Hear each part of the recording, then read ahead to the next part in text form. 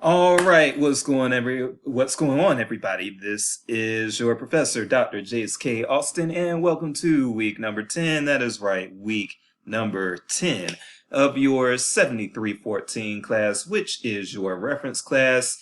Today we're going to talk a little bit about Wikipedia because we have a Wikipedia edit assignment that is due on November the 8th. And so I just want to provide a little bit of context. Some of y'all have probably already started on this assignment. I just want to provide a little bit of context as to why you have even been assigned such an assignment and just a few things about what to do in order to make the assignment the best for me, I would say. As far as doing it in a way that I will award you the maximum credit that I could, should, and would award you. So, having said that, let's take a look at the assignment prompt. The Wikipedia edit assignment, which again is due on November the 8th, and that due date, I don't know why it's not popping up here, but that is when it's due. This assignment will have you basically essentially editing a Wikipedia page, trying to enhance it and trying to enhance this Wikipedia page with a high quality source, or at least one high quality source, but as many as you like. But basically, and for one thing, and this tends to be a question that comes up a lot, I want you all to pick a Wikipedia page that that's a subject matter that you're interested in. So, it doesn't have to be something scholarly. It doesn't have to be LIS related. It can be something related to entertainment, something related to your hometown, something related to a historical event that you're really excited about. But just make sure that it's something you take interest in, because I think that is what's going to cause you to put the most care and effort into your Wikipedia assignment. Now, I don't think that it's actually written in the prompt, but one thing that I would like for you all to do, if at all possible, and if you've already started on the assignment, then it may be too late for this, and that's okay. But what I would like for you to do is, if you can also include screenshots of the Wikipedia page that you edit before and after, I would really, really appreciate that. That's just so that I can see, okay, it allows me to very quickly determine that, yes, you have made a change to this page, and this is what you contributed, and this is how your contribution has made this page better. Now, I do want to say that the Wikipedia edit assignment is really my favorite assignment in this class, and the reason for that is this assignment allows you all as reference librarians and researchers, reference librarians in training and researchers, to actually contribute to a greater body of knowledge. We have very pronounced thoughts on Wikipedia in the library and information science field. My opinion on Wikipedia is that it's a great jumping point when you're on the reference desk, and I use it as my go-to. When I'm on the reference desk, it's not what I share with students or with patrons as far as trying to give them information, but when I'm trying to learn about something. So back and some of y'all won't even remember these days. I remember these days from my childhood, but a lot of you are, quite a bit younger than me. But in my childhood days, and I've worked with librarians who were significantly older than me, in my childhood days, I do remember pre-internet. I remember, pre-World Wide Web, I should say, and I remember the mid-90s when the internet when the World Wide Web was really becoming a thing, something that people cared about. I remember the dial-up connections. I remember America Online sending all those CDs to us in the mail. I never even had a computer growing up. I didn't have my first computer at home until college, but when I had one in the dorm, and I had to have one. But growing up, I never had a computer in the house at least not one that was able to connect to the internet. A friend of mine did give me an old computer, like with MS-DOS on it, if y'all even know what that is, and the 3.5 inch floppy disk drive. We had that guy in my home, and the motherboard on that computer was bad, so I didn't even have that long, but I had it long enough to play a few games on it, I guess. But I remember back in those World Wide Web days, and then those first days in the mid '90s, and I was in middle school at the time. And getting those America Online discs, and that dial-up connection and all these things, and being told at the time, I remember at the time, people saying, well, internet, World Wide Web and internet connections are never going to actually replace, some,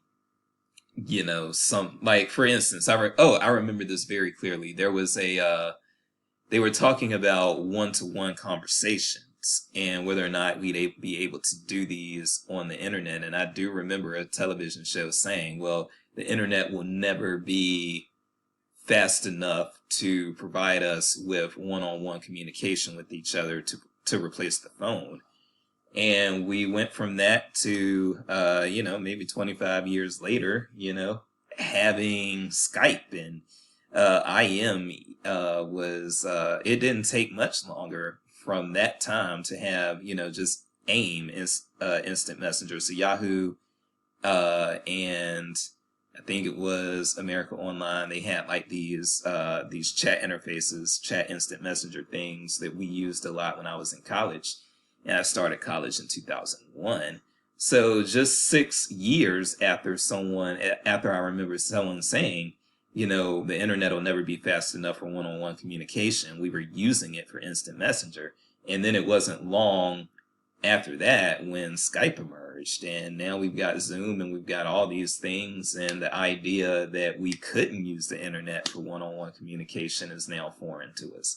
So things change very, very rapidly. And yeah, I remember though, going back to bringing it back, because I went on a little tirade there, but going back, I remember when I was first learning how to do reference at the public library, and all of my coworkers were significantly older than me. I think they were all at least 15 years older. And so they were saying, yeah, before the internet, we would do things like just grab an encyclopedia as soon as somebody needed to tell us something about, if somebody needed to ask us a question about a certain subject matter and we didn't know anything about it, we'd go to the encyclopedia and start doing a little background looking before we actually dove into trying to assist this patron, because we needed a clearer understanding of the subject matter that they were trying to research. And so that's what's happening with Wikipedia these days, with a lot of people, myself included. When we're on the reference desk and somebody just gives us a topic that we know nothing about, the first thing we do a lot of times is we go to Wikipedia to try to find exactly, an overview of what is being discussed and what this patron wants. And so Wikipedia is good for that. It has uses for librarians, it really does, but there is a wide misconception, especially among LIS students, not necessarily you all, but LIS students just in general.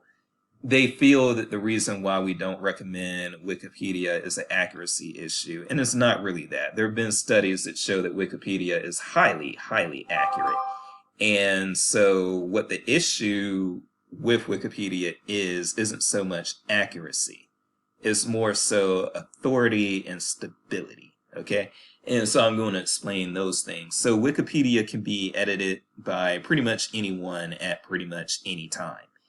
So when we talk about authority, and if you take the academic libraries class, you might familiarize yourself with the ACRL framework, and authority is part of the framework.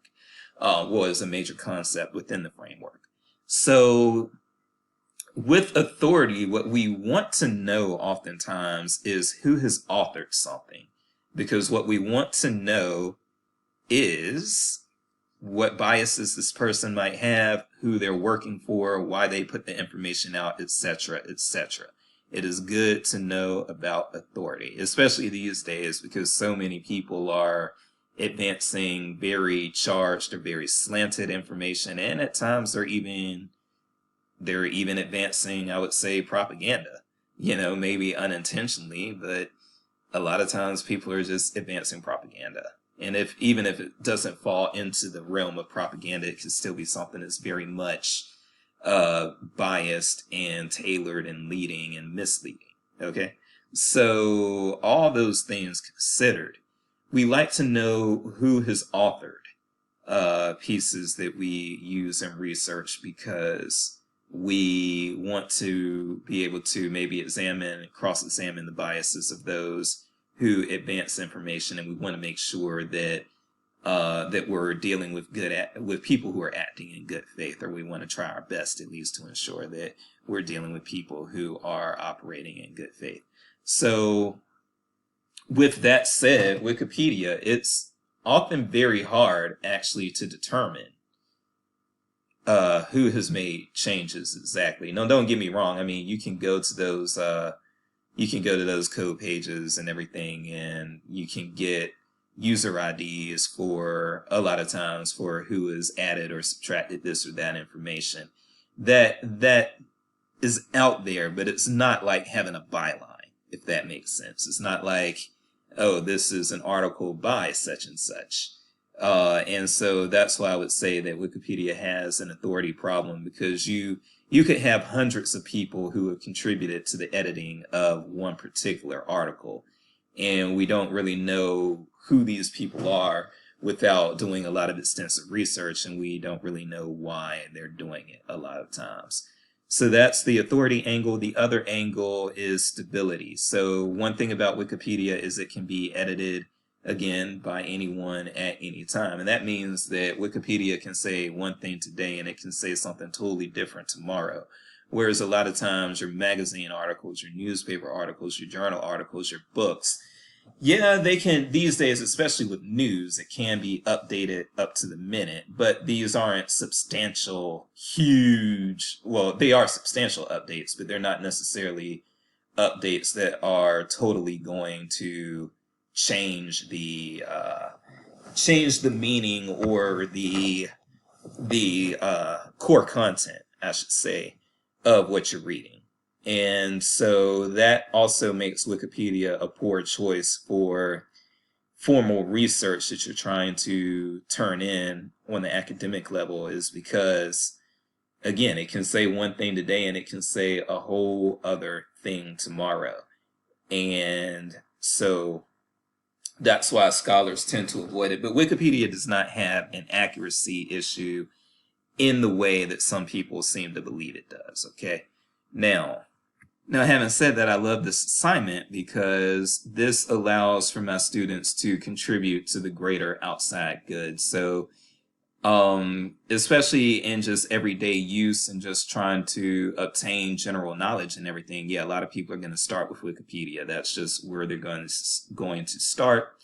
And so I think it's a lovely thing when people in LIS are there to enhance Wikipedia articles, so that people have more reliable information that they are looking at from the outset. Okay?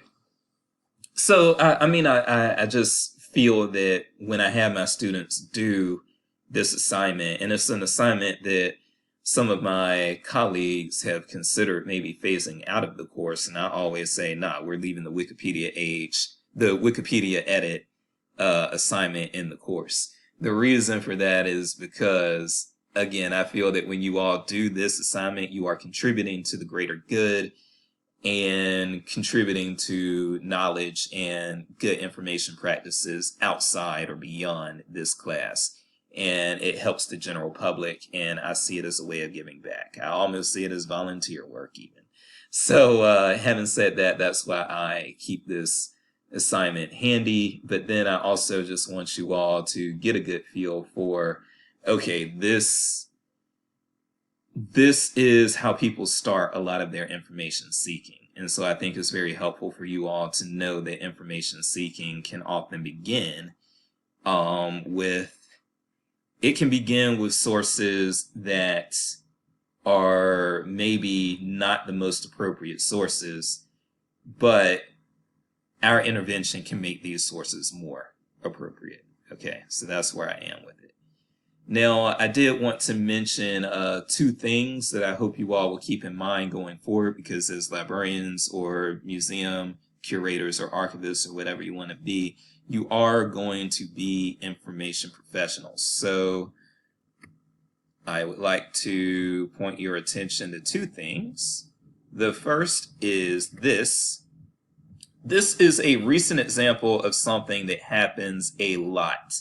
So especially once you get on professional listservs, or if you start following librarians on social media, all of these types of things, there are Wikipedia edit-a-thons that go on periodically. A lot of times they focus on things like feminism and EDI, or they focus on health and nursing, or things like that. And these are very popular with librarians. There are a lot of librarians who just can't wait for an edit-a-thon, and then they participate and use. And so that's why you see a lot of these calls for participants on edit-a-thons come on the LIS listservs. So if you can ever take part in a Wikipedia edit-a-thon, this is another way to make sure that good information, high quality information, is actually being disseminated to the public in a way that the public can access it with, there are some barriers, of course, because even just being able to access the internet, you've got to be aware that there is the issue of the digital divide and everything like that. However, I will say that Wikipedia is probably has fewer barriers than a lot of other information resources. Okay, so yeah, take part in edit-a-thons if you find yourself enjoying this assignment and what it means and what it could potentially mean to society. Then keep it up. You can keep editing Wikipedia and making it better. You can do it as a hobby, or you can participate in these edit-a-thons. And I do think that it is low-stress volunteer work that we can do to provide a better society for our fellow man and woman and non-conforming and all identities. Also, what I would like to point out to you, because again, I mentioned the hobby thing, and so this is something that actually alarms me about Wikipedia, so I bring this up in my check-in videos whenever I'm talking about this assignment. So you may want to Google this and maybe even read this if you have time. This is from last year, January 26, 2019. Meet the man behind a third of what's on Wikipedia. Think about that now. There is a lot of information on Wikipedia, and yes, this guy may have contributed alterations to as much of a third of what you see on Wikipedia. He has made nearly 3 million edits and written 35,000 original articles. Think about what's going on here, you all. Information is what makes a republic operate. Okay, access to reliable information. Without that, a republic is going to fail. And I'll even be controversial enough to say this, and you all may not like this, but this is something that I truly believe. I believe that if the American Republic fails at any point, which I don't know that any republic is going to last forever, but I think that if the American Republic fails at any point, it's not going to be due to foreign, I don't believe it's going to be due to violent warfare, at least not initially. I think that what's going to bring the Republic down is disinformation and misinformation. And if you're not familiar with those terms and the differences between them, put your librarian skills to work and learn, because that's also going to be important. But I feel that the biggest threat to the Republic is misinformation and disinformation. Now, my fear is that Wikipedia can be used to spread propaganda and we will, I mean, Wikipedia does track IP addresses of people who use it and everything, but I fear that Wikipedia will be used by bad actors to spread propaganda, to further divide our nation, and I think that the results can be costly eventually. It can be costly to the health of this republic. Now think about this. This guy is Stephen Pruitt is his name. He has again edited made nearly 3 million edits and written 35,000 original articles. But who is this guy? Had you heard of him before this news story? Is he somebody who should be trusted as an information broker or an information editor? What are his qualifications? What is his ultimate plan? I'm not saying that this guy is tied up to the Illuminati or, working for some hostile foreign government, but I'm also going to say that if he can do it, so can, if the Illuminati exists, yeah, maybe, no, I'm not saying they do. I don't want you all to think I'm some conspiracy theorist kook, but I'm just saying if there is a super spooky, secretive, shadowy Illuminati out there, they could use Wikipedia to spread misinformation or disinformation, or a bad actor of a hostile foreign government can now don't get me wrong. I mean, no, Wikipedia is a global source, but I still think that there's the potential that let's say that Russia under Vladimir Putin, let's say that his regime is seen as maybe a hostile regime to the United States. I'm not going to necessarily say that's true, but there's definitely a large contingent of people within the U.S. who feel this way. Now, let's say that all Vladimir Putin has to do is somehow get people into the United States or get American citizens to work on his behalf and use American IP addresses to edit these articles, and hey, maybe nobody is the wiser if if these articles get edited and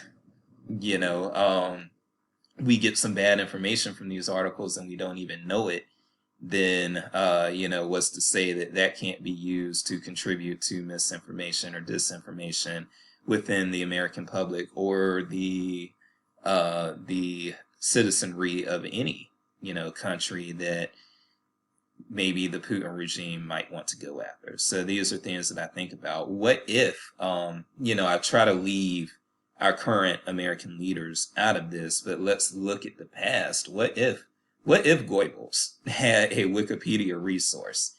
And what if he did have people who were editing that resource and doing so in such a covert nature that nobody even knew? Because what we have right here is a very major information outlet in Wikipedia. And there is one man with very obscure or questionable credentials who is doing a lot of editing of this resource. And I find this very scary because I don't know what the implications of this can be long term. So that's another thing that I want to leave with you all. I do feel that information, if that's the way that hostile regimes are going to try to bring us down, then we have to be on our game as information professionals and making sure that that's where we are a line of defense in trying to combat misinformation and disinformation. And that's going to be a role that LIS people are going to have to play in the future. But first, we've got to figure out how to do it and how to do it strategically. Okay, so these are things that I want to leave with you. So having said that, again, this assignment is due on November the 8th at 11:59 p.m. Central Time. And I look forward to seeing your submissions. If you have any questions on your Wikipedia assignment, just contact me and I will address your questions. So that's it for me. You all take care. I'm Dr. J's Peace and Grace. I'm out.